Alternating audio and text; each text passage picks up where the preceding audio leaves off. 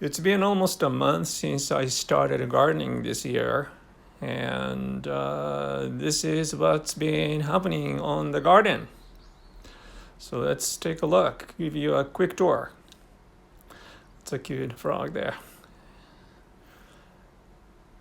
The beautiful sunset. So basil, that's Italian basil, and some flowers for insectary purpose. That's tomato plants here. Basil is very happy. String beans. And some of the tomato plants got sun-scald, sunburn like this. And I was wondering how they can make it or not, but actually they did. I put extra compost and they rejuvenated. So they came back. Tomato plants are pretty tough and strong, so more basil and lavender and string beans and more basil over there. And these are cucumber plants. Cucumber plants was also attacked by beetles.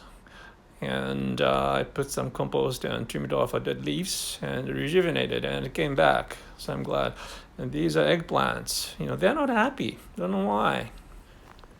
And hot peppers here. Some chili pepper, cilantro.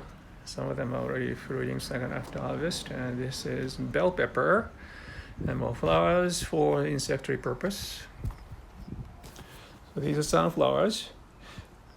And this rounded bed is a special project which I always wanted to do. So that's a summer squash, the zucchini.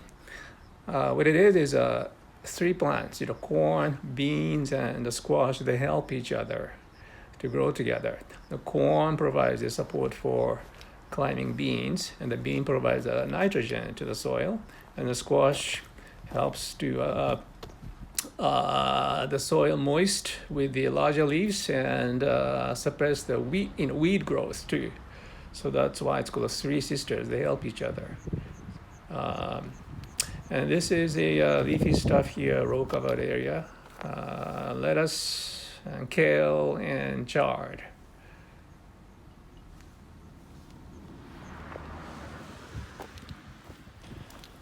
And more tomato plants.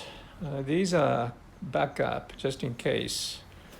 So, and this particular little guy was fruiting. It's a certified organic plant there. Marigold nasturtium for insectary purpose. Companion planting. And basil looking great. They love it.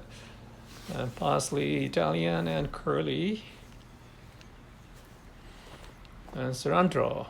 I love cilantro, so I hope they do well. They can grow bigger, hopefully soon.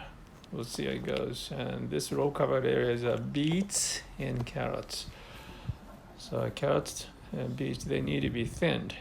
Thinning so that they can grow bigger. I have to start thinning those carrots and beets.